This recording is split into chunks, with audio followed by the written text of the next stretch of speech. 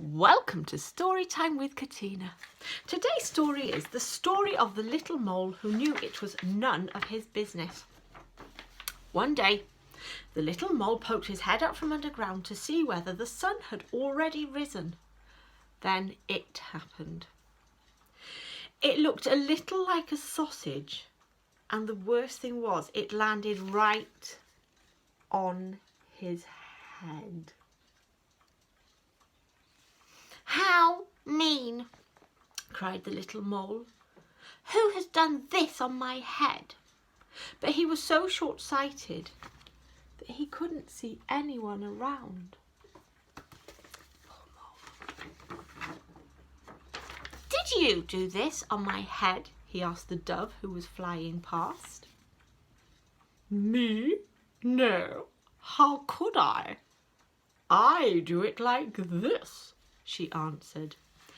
And splish plish, a moist white blob landed on the ground right next to the little mole. His right leg was splashed with white. Ew. "Did you do this on my head?" he asked the horse who was grazing in the pasture. "Me? No, how could I? I do it like this." And flump, plump, 5 big, fat, horsey apples plopped down within a hair's breadth of the mole. He was very impressed. "Did you do this on my head?" he asked the hare. "Me? No, how could I? I do it like this," answered the hare. And rat-a-tat-tat-tat-tat, 15 little round beans shot past the mole's ears. He saved himself with a daring leap. "Did you do this on my head?" he asked the goat who had been dreaming a little. "Me? No, how could I? I do it like this," she replied. And plippity plop, a pile of toffee-coloured little balls tumbled on the grass. The little mole found them almost appealing.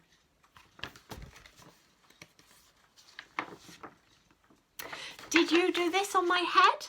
he asked the cow who was chewing cud. "Moo, me? No, how could I? I do it like this." And kersplosh, a big brownish green pancake flopped into the grass just next to the mole. He was very relieved that it hadn't been the cow who had done something on his head. He'd have been covered. "Did you do this on my head?" he asked the pig.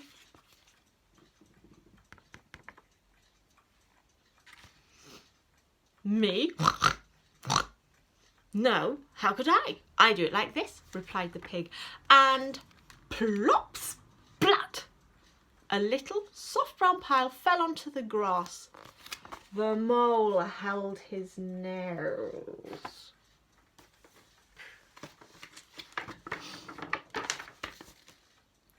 "Did you do this on my..."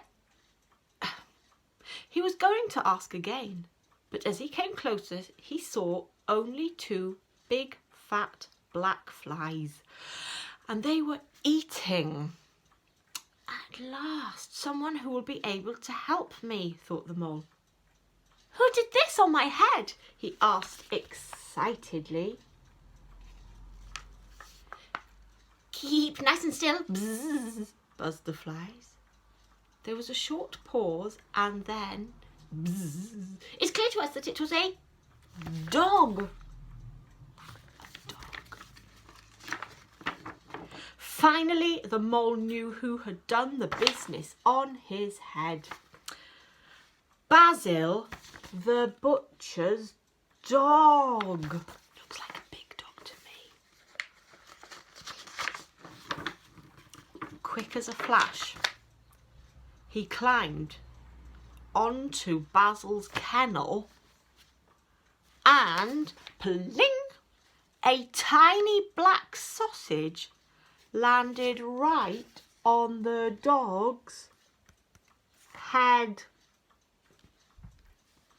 Satisfied at last, the little mole disappeared happily into his underground hole. The end. Poop-poopy-doop.